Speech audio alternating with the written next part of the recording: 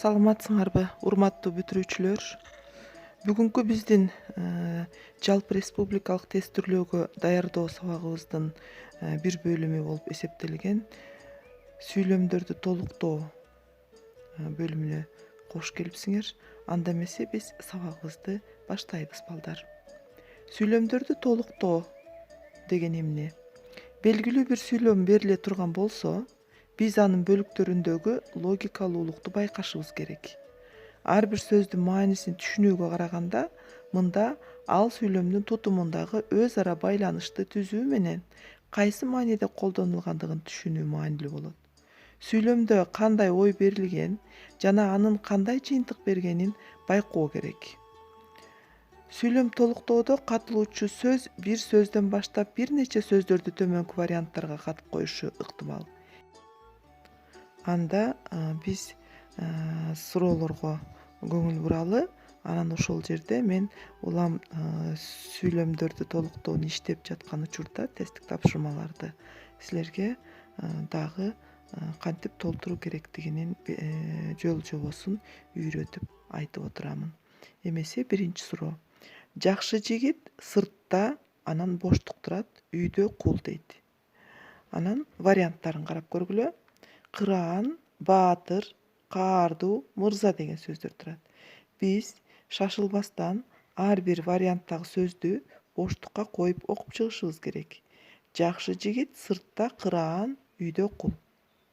Анан кыраан деген сөздүн маанисин ойлонуп көрүшүбүз керек. Кыраан деген кандай маанини туюндурушу мүмкүн депчи? Бул алгыр, күчтүү жана кыраан куш деп айтылат көбүнчө. Бсы баатыр.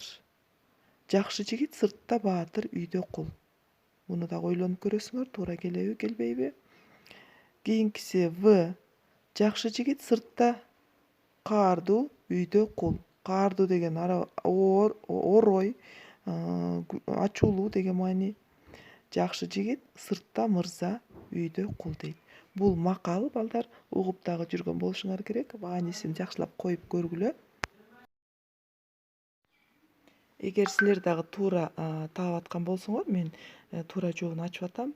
Жакшы жигит сыртта мырза, үйдө кул дейт. Мырза деген бул мындай бир жигиттик, мырзалык касиетке, сапатка ээ, бардык жагынан төп келген, сылыктык жагынан дагы, адеп жагынан дагы, күчтүүлүк жагынан дагы, айтор ошол жигитке карата жигиттин мырзасы деп айтылат эмес. Кийинки суроого өтсөк, жеке көргөн бакыттан чогуу көргөн деп, анан кийин бир боштук артык деп турат. Биз, балдар, бул жерде дагы бир эмени сырды айта турган болсом, балдар, сүйлөм толуктап аткан учурда көпчүлүк бүтүрүүчүлөр дароо эле жоопторун карайт да. Сүйлөмдү окуп окубай жатып эле көздү мындай бир чаптырат дагы, анан жоопторуна эле мынтип карайт дагы, кайсыл жооп туура болсо, ошол мындай туура сезилсе өзүнүн көз алдыначы, ошону коет дагы, ушул туура, сөзсүз ушул жооп туура болот деген мааниде белгилеп кое берет дагы, андан кийинкисине өтүп кетет да. Эч качан антип шашпашыбыз керек. Сен ойлогондой мындай бир жөнөкөй жооп болбой калышы мүмкүн. Эгер бир боштук болсо дагы, ошол жердеги кое турган сөз дагы бир өзгөчө, мындай бир татаал грамматикалык түзүлүштөгү сөз болуп калышы мүмкүн да. Ошон үчүн ар бир сөздү эч качан зерикпестен, шашылбастан окуп коюп чыгышыбыз керек да.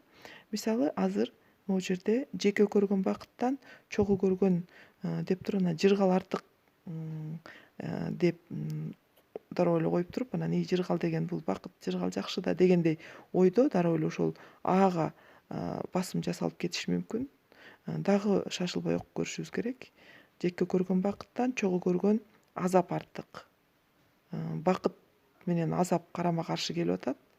Эмне үчүн азап артык деп атат? Ошого көңүл бөлүш керек.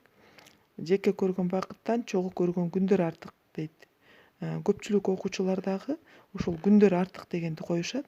Анткени жеке бакытты жалгыз эле көрбөстөн, чогуу баардыгыбыз жакшы күндөрдү өткөрсөк деген мааниде деп ойлоп күндөр дегенди дароо эле белгилеп коюшу мүмкүн да. Балким андан да жакын туура жооп болушу мүмкүн. Аны дагы шашылбай Гны да окуп көрүшүбүз керек. Жеке көргөн бакыттан чогуу көргөн намыс артык дейт. Бул мындай логикалык жактан сүйлөм туура болбой калды. Анда биз кайрадан ой жүгүртүп көрүшүбүз керек. Жеке көргөн бакыттан жеке өзүң жалгыз эч качан бактылуу боло албайсың. Эч ким менен катышпай жалгыздан жалгыз жүрсөң, ал сага бакыт деле алып келбейт. Ошон үчүн бул вариант Б варианты бул жерде туура деп эсептесек болот экен балдар. Ал эми кийинки вариантты суроону мен силерге өзүңөргө бергим келип турат. Балдар өзүңөр ушул сүйлөмдү окуп туруп, анан кийин туура жообун тапканга аракет кылып көргүлө. Эми бул жерден биз туура вариант катарында В вариантын алсак болот. Кийинки суроого токтолсок, актын баары сүт эмес, алдынын баары даңк эмес, алдынын баары барк эмес, күч эмес же абийир эмес дейт. Ак нерселердин баардыгы эле биз сүт деп айта албайбыз. Анын арасында ак болушу мүмкүн, бирок сүттөй таза болбой уулуу нерсе дагы болушу мүмкүн. Жакшы нерсе болбой калышы дагы мүмкүн да. Ошол сыңар эле алдыда жүргөн адамдардын дагы баардыгы эле бул кандай болушу мүмкүн? Мына ошонусуна көңүл бөлүп туруп, анан актын баары сүт эмес, алдынын баары бул күч болот деп айтууга кыйын деген маани менен В вариантын туура деп эсептесек болот да. Анткени алдыда жүргөндүн баардыгы эле бизге күч болуп бере албайт. Урматтуу балдар, бул суроону дагы мен силерге берип көрөйүн. Өзүңөр азыр окуп, өз алдыңарча иштеп көргүлө, анан мен туура жообун айтканга аракет кылайын. Бул жерде балдар туура жообу түнкү сыдырын беттен сылап, эгин-тегин бак дарак билинер билинбес шуудурайт деген В варианты туура. Себеп дегенде сыдырым жел, жумшак жел болгондугуна байланыштуу ал сөзсүз түрдө бак даракты дагы, эгин-тегинди дагы акырын шуудураткан абалга алып келиши мүмкүн. Калган суроолор, жооптор анчалык сүйлөмдүн байланыштуулугуна дал келбей турат.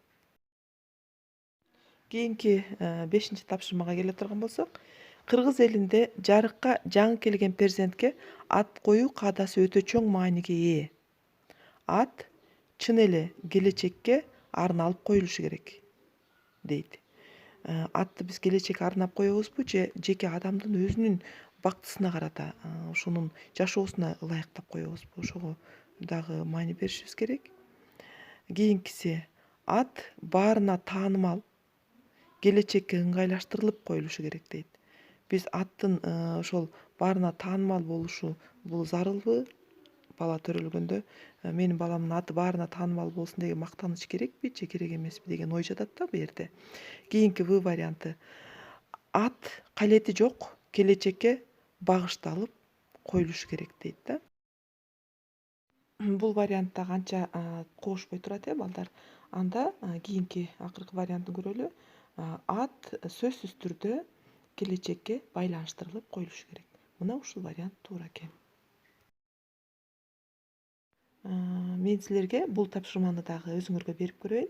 Азыр иштегенге аракет кылып көргүлө, андан кийин бирге талкуулайлык. Бала атын эжелеп окуду дейт. Эжелеп деген араң, муундап деген сөз. Бала сүрөтүн араң окуду дейт. Сүрөт окулбайт балдар, сүрөттү биз карайбыз, көрөбүз. Бала тамганы араң окуду дейт. Тамганы дагы биз мындай аташыбыз мүмкүн, бирок ал сүйлөм катарында окулбайт. Бала ысымын тизмектеп окуду дейт. Тизмектеп деген ал бир канча сөз болушу мүмкүн, ошону ирети менен тизмектеп окушу мүмкүн да. А бул жерде бир эле сөз болгондугуна байланыштуу. Бул жоопто А вариантын туура деп эсептесек болот. Суроого токтолобуз. Бирөө аркаман келип деп биринчи багыныңкы сүйлөм берилген, андан кийинки баш сүйлөм менен биз жыйынтыкташыбыз керек да сөздү, сүйлөмдү. Тас маңдайыма чапты дейт. Тас маңдай деген бешене маңдай да. аркаңан келсе ал тас маңдайыңа чаба албайт. Бетме бет келгенде чабышы мүмкүн. Б варианты: бирөө аркаман келип кара кушка карады дейт. Кара кушка сенин карап атканы бул көрүнбөйт да, сен сезбейсиң анычы. Демек, бул дагы логикалык жактан туура келбей калып атат. Бирөө аркаман келип көк желкеге түрттү дейт. Бул логикалык жактан сүйлөм туура келип атат. Кийинкисин көрөлү. Бирөө аркаман келип дейт, кулагыма акырын кыйкырды дейт. Кулагына акырын кыйкырбайт. Кулагына акырын болсо, демек шыбыраш керек болчу. Ошондуктан бул сүйлөм толуктоодо В вариантын биз туура деп айтсак болот экен. Кийинки тапшырмабыз бул ыр түрүндөгү ыр саптарынан алынган экен. Мен мүмкүн болушунча дикциясын ыраттуу окуганга аракет кылайын. Током айласыз бардың шыбырга, акмактын сөзү түз болуп. Азыр айлыңа кезиктиң, эли журтуң күч берип дейт да. Бул жерде мындай бир уйкаштык болбой калды балдар. Кийинкисин окуп көрөлү. Током кубанып кеттиң шыбырга, акмактын сөзү жар болуп. Азыр элиңе кезиктиң, эли журтуң кез болуп дейт. Бул сүйлөмдө дагы ыр болгондон кийин ырда уйкаштык керек. Мен силерге эскертип атам. Токтогулдун Сибирге бараткандагы кеткендегисин айтып атат да. Анда Токтогул эч качан кубанбайт да, сүргүнгө баратса. Током урушуп кеттиң шыбырга, акмактын сөзү күч болуп дейт. Азыр кубанычка кезиктиң, эли журтуң зар болуп дейт. Бул дагы логикалык жактан сүйлөм туура келбей калып атат. Кийинкисин окуп көрөлү. Током аргасыз кеттиң шыбырга, акмактын сөзү эм болуп. Азыр жакшылыкка кезиктиң, эли журтуң дем болуп дейт. Себеп дегенде, Токтогул аргасыз айдалды. Анткени жанагы жалган жала жапкандарды акмактар деп берип атпайбы? Ошонун сөзү эм болуп дейт да. Ошонун сөзү тигилерге жагып, дары болуп дегендей маанинде. Азыр эми кайра кайтып келдиң, жакшылыкка кезиктиң дейт. Эли журтуң сага дем болуп берет деген ушундай бир сөз сүйлөм экен да, ыр саптары. Кийинки сүйлөм толуктоого келели. Мына балдар өзүңөр байкагандай, баш жагында оңой болуп келаткан, азыр улам барган сайын сүйлөмүбүздүн дагы көлөмү көбөйүп, анан кийин боштуктар дагы көп кездешип атат. Өзү негизи боштуктар 1ден 5ке чейин болорун мен силерге эскерткем эле. Анда көңүл бургула. Улуттук биринчи лексикограф жана лексиколог окумуштуу профессор Карасаев 1993-жылы 2500ден ашуун китебин жана кол жазмаларын, алгачкы китептерин Ысык көл мамлекеттик университетине түбөлүк кылып берген дейт. Бул жерде түбөлүк кылып берген дегени бул туура келбей калды. Кийинкисин окуп көрөлү. Улуттук алгачкы лексикограф жана лексиколог окумуштуу профессор Хусейин Карасаев 1993-жылы 2500ден ашуун китебин жана кол жазмаларынын сейрек китептерин Ысык көл мамлекеттик университетине мурас кылууга берген дейт. Мурас кылып бериши мүмкүн, бирок мурас кылып койгула меникин деп бериш бул кичине мындай оройураак болуп калды. Анын үстүнө жазмаларынын китептерин дегени дагы бири-бирине сөздөр айкашпай жатат. Кийинкиси улуттук тунгуч лексикограф жана лексиколог окумуштуу профессор Карасаев 1993-жылы 2500ден ашуун китебин жана кол жазмаларынын түп нускаларын Ысык көл мамлекеттик университетине белек катары берген.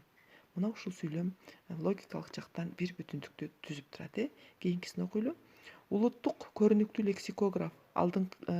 лексикограф жана лексиколог окумуштуу профессор Хусейин Карасаев 1993-жылы 2500ден ашуун китебин жана кол жазмаларынын алдыңкы саналгандарын Ысык көл мамлекеттик университетине алып барып берген дейт.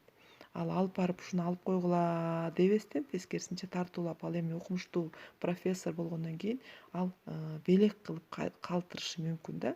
Мына ошон үчүн бул жерде сүйлөмдүн мындай логикалуулугуна, сүйлөмдүн мындай бир түзүлүш тартибине карата биз В вариантын туура деп эсептейт экенбиз балдар.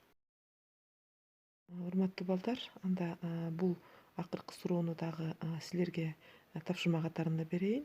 Өзүңөр иштеп туура жообун ушу боштуктарга койгонго аракет кылып көргүлө. АКШнын мамлекеттик желегинде 13 ак жана кызыл тилке бар. Жогорку сол бурчундагы көк төрт бурчтуктун ичинде 50 ак жылдызча тартылган. Алар анын штаттарынын санын билдирет дейт.